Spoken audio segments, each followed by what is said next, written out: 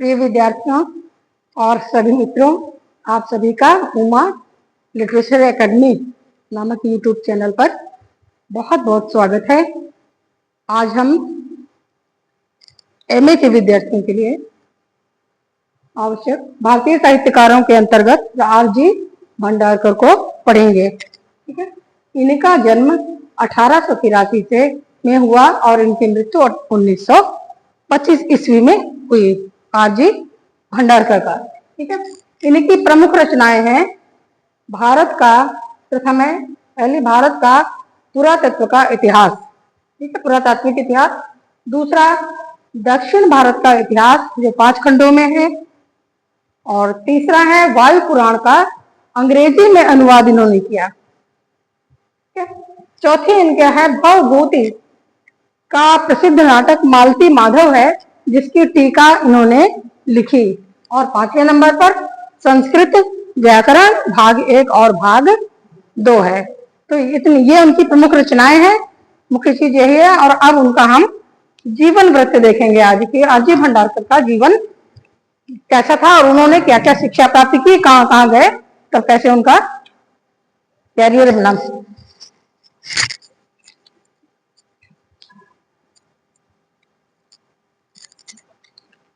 तो ये हमने देख लिया कि उनका जन्म 6 जुलाई 1837 ईस्वी में हुआ था। उनकी मृत्यु 29 अगस्त 1925 ईस्वी को हुई थी। उनकी प्रसिद्धि का कारण पौर्वत्य अध्ययन है। और डॉक्टर आर.जी. भंडारकर भारत के विद्वान पूर्वत्य साहित्य इतिहासकार और समाज सुधारक थे। वे भारत के पहले आधुनिक स्वदेशी इतिहासकार थे। उनमें आधुनिक स्वदेशी इतिहास मतलब स्वदेशी कापन भी था और आधुनिकता का भी मेल उनके व्यक्तित्व में था, और समाज सुधारक भी थे वो। दादा भाई नौरोजी के शुरुआती शिष्यों में प्रमुख भंडारकर थे। जिस समय अंग्रेज हमारे देश पर शासन कर रहे थे और दादा भाई नौरोजी आदि जो विद्वान हैं जो इस बात पर चिंतन कर रहे थे, दादा भाई नौरोजी ने एक पुस्तक लिखी थी, ड्रेन ऑफ द वेल्थ, है ना, इकोनॉमी का मतलब कह सकते हैं संपत्ति का बहना, किधर को बह रही है, ड्रोन ऑफ, हाँ, द ड्रेन ऑफ वेल्थ लिखे थे। तो वो जाने माने कह सकते हैं राष्ट्रवादी व्यक्तित्व थे जो काफी प्रसिद्ध थे। उनके बहुत सारी चीजें थे, जिनमें से प्रारंभिक शिष्यों में आर.जी. भंडारकर का नाम भी आता है। वे पाश्चात्य चिंतकों के आभा मंडल से प्रभावित रहते हुए, ठीक है, इनके शिष्य थे। और जो पाश्चात्य चिंतक थे, विचारक थे, उनके आभा मंडल से भी उन्होंने प्रभावित रहते हुए भी अपनी ऐतिहासिक कृतियों, लेखों और पर्चों में हिंदू धर्म और दर्शन की विशिष्टताएं इंगित करने वाले प्रामाणिक तर्कों को आधार बनाया। आपको समझ में आया ये बात? उन्होंने कहा कि वो पाश्चात्य विचारों से प्रभावित तो हुए, लेकिन उन्होंने इसका फायदा कहाँ उठाया? अपने धर्म और दर्शन को, भारतीय धर्म और दर्शन को उन्होंने उस पर दृष्टि डाली और बाकायदा प्रामाणिक तर्कों को देते हुए ये सिद्ध किया कि भारतीय दर्शन बहुत ही श्रेष्ठ है। ठीक है, इन्होंने 19वीं सदी के मध्य भारतीय परिदृश्य में उठ रहे, हम जानते हैं 19वीं सदी का जो मध्य था वो क्या था? पुनरुत्थान का समय था। और हम लोग भारतीय लोग अंग्रेजों से हम लोग अपनी आजादी के लिए संघर्ष कर रहे थे। ठीक है, तो उसमें भारतीय परिदृश्य में क्या उठ रहा था?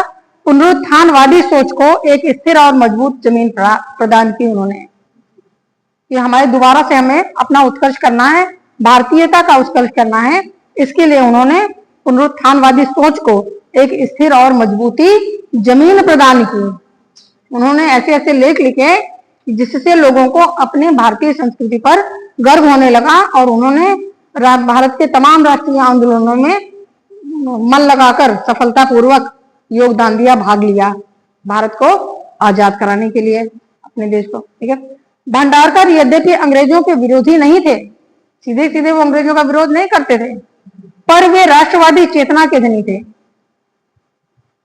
उन्होंने कोई ऐसी क्रांतिकारियों के दल में वो सम्मिलित तो नहीं हुए, लेकिन वह राष्ट्रवादी चेतना के बहुत ही धनी व्यक्ति थे। उनमें एक राष्ट्र की राष्ट्र हमारा भारत माता है और हमें वो जो चेतना है वो उनके पास बहुत ज्यादा थी, उसके उद्धरणी थे। वे प्रथम स्वदेशी इतिहासकार थे जिन्होंने भारतीय सभ्यता पर विदेशी प्रभावों के सिद्धांत का पुरजोर और तार्किक विरोध किया। डायरेक्ट उन्होंने अंग्रेजों से लड़ाई नहीं की, लेकिन अपने विचारों के माध्यम से उन्होंने तर्क द्वारा सिद्ध किया कि भारत की सभ्यता किसी की मोहताज नहीं है, अंग्रेजों की मोहताज तो बिल्कुल भी नहीं है। इसका उन्होंने तार्किक विरोध किया। अपने तर्कनिष्ठ और वस्तुनिष्ठ रवैये और नवीन स्रोतों के एकत्रण की अन्वेषणशीलता के बदौलत, ठीक है, उनका जो माइंड था तर्कनिष्ठ था और उनके विचार और वस्तुनिष्ठ भी थे, तो इसके कारण उन्होंने, इसकी बदौलत उन्होंने क्या किया, भंडारकर ने सातवाहनों के दक्षिण के साथ साथ वैष्णव एवं अन्य संप्रदायों के इतिहास की पुनर्रचना की। उन्होंने दक्षिण भारत का सारा इतिहास उठाकर रख दिया है, जो हमें लगभग 5 खंडों में देखने को मिलता है। तो उन्होंने सातवाहनों का इतिहास लिखा और भी जो भी दक्षिण भारत के राजा प्राचीन काल के थे उन सब के पर, या दक्षिण में जो धर्म था वैष्णव धर्म और शैव धर्म, उस पर उन्होंने दोबारा से पुनर्रचना किया उसकी, ताकि सामान्य जनता को गर्व महसूस हो कि हमारा देश समृद्धियों से, वैचारिक समृद्धि से भी भरा हुआ है। तो अखिल इनकी ऑल इंडिया सोशल कॉन्फ्रेंस, जिसको कहते हैं अखिल भारतीय सामाजिक सम्मेलन के वे सक्रिय सदस्य रहे। भंडारकर ने अपने समय के सामाजिक आंदोलनों में अहम भूमिका निभाते हुए अपने शोध आधारित निष्कर्षों के आधार पर बाल विवाह का समर्थन किया। साथ ही उन्होंने जाति प्रथा और बाल विवाह की कुप्रथा का खंडन किया। उन्होंने बाल विवाह का विरोध किया, ठीक है, समर्थन नहीं किया है, विरोध किया है। और उन्होंने जाति प्रथा और बाल विवाह की को कहा ये कुप्रथा है, हाँ ये कुप्रथा है, जिसका उन्होंने खंडन किया। प्राचीन संस्कृत साहित्य के विद्वान की हैसियत से, वो संस्कृत के भी बहुत बड़े विद्वान थे, और उस नाते भंडारकर ने संस्कृत की प्रथम पुस्तक और संस्कृत की द्वितीय पुस्तक, जो मैंने लिखी हुई नीचे यहाँ पर, संस्कृत व्याकरण भाग 1 और भाग 2, द्वितीय पुस्तक की रचना की, जो अंग्रेजी के माध्यम से संस्कृत सीखने के सबसे आरंभिक पुस्तकों में से एक है, ठीक है, जो अंग्रेजी माध्यम से, मतलब इंग्लिश में भी उसका ट्रांसलेट उन्होंने कराया होगा, और संस्कृत सीखने की सबसे प्रारंभिक पुस्तकों में से एक उनकी मानी जाती है। अब रामकृष्ण गोपाल भंडारकर, आरजी भंडारकर का पूरा क्या नाम है, रामकृष्ण गोपाल भंडारकर का जन्म 6 जुलाई 1937 ईस्वी महाराष्ट्र के रत्नागिरी जिले के मालवण में हुआ था। महाराष्ट्र में एक जिला है रत्नागिरी, जहां पर एक स्थान है मालवण, जहां पर उनका जन्म हुआ था। उनके पिता मालवण के मामलेदार के अधीनस्थ मुंशी या क्लर्क हुआ करते थे। शुरुआती शिक्षा में आई कठिनाई के बाद जब उनके पिता का स्थानांतरण रत्नागिरी जिले के राजस्व विभाग में हुआ, तो उन्हें अंग्रेजी स्कूल में पढ़ाने का मौका मिला, ठीक है। अपने पिता के साथ जब वो रत्नागिरी गए, तो वहां पर एक स्कूल में वो अंग्रेजी भी पढ़ाने लगे। इसी विद्यालय से उनके समकालीन मांडलिक और बर्वे ने शिक्षा प्राप्त की थी। रत्नागिरी से स्कूली शिक्षा पूरी करके 1853 में भंडारकर ने मुंबई के एल्फिंस्टन कॉलेज में दाखिला लिया। आज भी एल्फिंस्टन कॉलेज बहुत प्रसिद्ध कॉलेज है मुंबई का शिक्षा के लिए, तो वहां पर उन्होंने दाखिला लिया, जहां उन्होंने जिन जानी मानी हस्तियों से शिक्षा प्राप्त की, यानी उनके जो गुरु थे वो बहुत प्रसिद्ध और तत्कालीन समय में जाने माने लोग माने जाते थे, उनसे सब प्राप्त की। उनमें प्रथम राष्ट्रवादी चिंतक, अर्थात उनके गुरु रहे ये कौन, प्रथम राष्ट्रवादी चिंतक और ड्रेन थ्योरी के प्रतिपादक, जिन्होंने ड्रेन ऑफ वेल्थ नामक पुस्तक लिखी, वो कौन है, दादा भाई नौरोजी प्रमुख थे, यानी उनके ये गुरु थे दादा भाई नौरोजी भंडारकर के। ठीक है, दादा भाई नौरोजी के प्रोत्साहन के कारण ही अंग्रेजी साहित्य, प्राकृतिक विज्ञान और गणित के प्रति रुचि के बावजूद, उनकी रुचि कैसी थी? पहले अंग्रेजी साहित्य के प्रति थी और साइंस की तरफ उनकी रुचि ज्यादा थी, विज्ञान और गणित की तरफ उनकी रुचि अधिक थी। लेकिन इसके बावजूद दादा भाई नौरोजी की प्रेरणा के फलस्वरूप भंडारकर ने संस्कृत, देखिए एक कहा वो विज्ञान के विद्यार्थी थे, गणित के विद्यार्थी थे, लेकिन अपने गुरु की प्रेरणा के फलस्वरूप उन्होंने अपनी भाषाएं, जो देश की भाषाएं थी, संस्कृत और पाली के ज्ञान के सहारे गौरवशाली अतीत के पुनर्निर्माण हेतु इस इतिहास लेखन को भी अपनाया।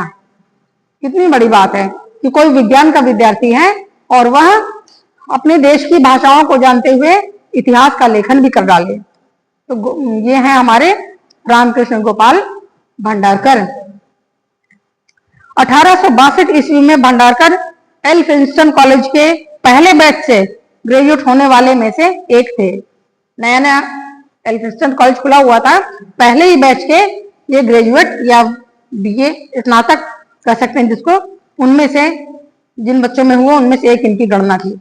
वहां पर बीए तथा एमए की परीक्षाओं में उन्होंने सर्वोत्तम अंक प्राप्त किए। ठीक है, मतलब प्रतिभाशाली थे। 1863 में ही उन्होंने परा स्नातक की उपाधि प्राप्त कर ली थी। मतलब परा स्नातक अर्थात एमए उन्होंने कंप्लीट कर लिया था। कुछ समय तक सिंध के हैदराबाद और रत्नागिरी के राजकीय विद्यालयों में हेडमास्टर के तौर पर कार्य करने के बाद, ठीक है, रत्नागिरी में वे हेडमास्टर भी बने और उसके बाद वे एल्फिंस्टन कॉलेज व्याख्याता पद पर भी नियुक्त हुए। जिस कॉलेज में वो पढ़े थे एल्फिंस्टन कॉलेज में, उसी में वो प्रोफेसर लेक्चरर बनके आ गए, व्याख्याता बनकर आए। और आगे चलकर पुणे के डेक्कन कॉलेज में, पुणे में भी एक प्रसिद्ध कॉलेज है डेक्कन कॉलेज, डेक्कन कॉलेज में संस्कृत के प्रथम भारतीय प्रोफेसर हुए। एक गणित का विद्यार्थी संस्कृत का प्रोफेसर बन जा रहा है, ये उनके व्यक्तित्व की ही, उनके प्रखर व्यक्तित्व की उनकी विशेषता थी। 1800 उन्होंने अपनी सेवा निवृत्ति से पूर्व, जब वे सेवा निवृत्त हुए उससे पूर्व भंडारकर मुंबई विश्वविद्यालय में के उपकुलपति, आपको बताया था वाइस चांसलर, मुंबई विश्वविद्यालय के उपकुलपति भी हुए। 1885 में जर्मनी के गोतिंगे यूनिवर्सिटी में उन्हें डॉक्टरेट की उपाधि प्रदान की।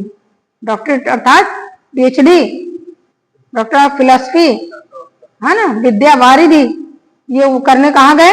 जर्मनी के यूनिवर्सिटी से उन्होंने कर ली और उन्हें डॉक्टरेट की उपाधि मिल गई। प्राच्यवादियों के अंतरराष्ट्रीय सम्मेलन में शामिल होने के लिए वे लंदन में और वियना भी गए। लंदन में 1874 ईस्वी में गए और वियना 1886 ईस्वी में वो गए। शिक्षा शास्त्री के तौर पर भंडारकर 1903 ईस्वी में भारतीय परिषद के अनाधिकारिक सदस्य चुने गए। ठीक है, तो जब उनको इतना सम्मान मिल गया तो भारतीय परिषद के भी सदस्य चुन लिए गए। गोपाल कृष्ण गोखले भी उस परिषद के सदस्य थे। 1911 ईस्वी में रामकृष्ण गोपाल भंडारकर को नाइट की उपाधि से सम्मानित किया गया। हमारे यहाँ अंग्रेजों का शासन था इस समय और उन्होंने उनको कौन सी उपाधि दी? नाइट की उपाधि से सम्मानित किया गया। डॉक्टरेट वो पहले ही हासिल कर चुके थे, उपकुलपति भी रह चुके थे और उनको इतनी उनकी योग्यताओं के कारण उनको नाइट की उपाधि अंग्रेजों को देना पड़ा। सामाजिक रूढ़िवादी माहौल के बावजूद, हमारे समाज में उस समय रूढ़िवादिता बहुत ज्यादा थी और जागरूकता कम थी, तो ऐसे वातावरण के बावजूद भंडारकर ने अपने पुत्रियों और पौत्रियों को, अपनी कन्याओं और उनके अपने पौत्रियां जो उनके पुत्रों की या उनके पुत्रियों की संतानें थी, उनको विश्वविद्यालय शिक्षा दिलाई। मतलब खुद भी उन्होंने इतने आगे तक वो गए शिक्षा में कि वाइस चांसलर तक हुए और नाइट की उपाधि भी मिली। जर्मनी, लंदन आदि भी वो गए, वियना भी गए, देश विदेशों में उन्होंने यात्रा की, तो उनका मस्तिष्क काफी खुल गया। उन्होंने दुनिया को बहुत देख लिया और जान लिया कि शिक्षा का क्या महत्व होता है।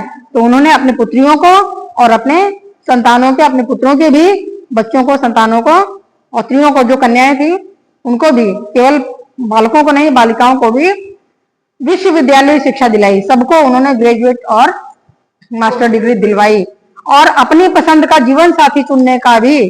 और देखिए उस समय हमारा समाज बहुत रूढ़िवादी था और बच्चे अपनी मनपसंद विवाह नहीं कर पाते थे। उस समय उन्होंने ये आजादी दी अपने संतानों को और अपने पौत्र पोतियों को कि अपने मनपसंद जीवन साथी तुम चुनो, कि परिपक्वता प्राप्ति तक उनका विवाह नहीं किया, जब तक कि वो परिपक्व नहीं हो गए। और उन्होंने अब उन पर कोई दबाव नहीं बनाया, अपने बच्चों पर, अपनी संतानों पर कोई दबाव नहीं डाला, और उन्होंने कहा अपना मनपसंद जीवन साथी तुम लोग चुनो।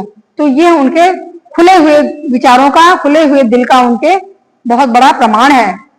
और उनकी हम रचनाओं को देखते हैं कि उन्होंने बहुत सी प्रसिद्ध पुस्तकें लिखी, और सबसे आश्चर्य की बात है कि गणित, विज्ञान, प्राकृतिक विज्ञान अर्थात साइंस, जूलॉजी, बॉटनी आदि का विद्यार्थी होते हुए भी उन्होंने संस्कृत और पाली का अध्ययन किया और अपने देश के गौरव को पुनर्जीवित किया इतिहास लेखन के द्वारा। तो आज इनका जीवन व्रत यहीं तक है, समाप्त होता है। बहुत बहुत धन्यवाद आप सबको।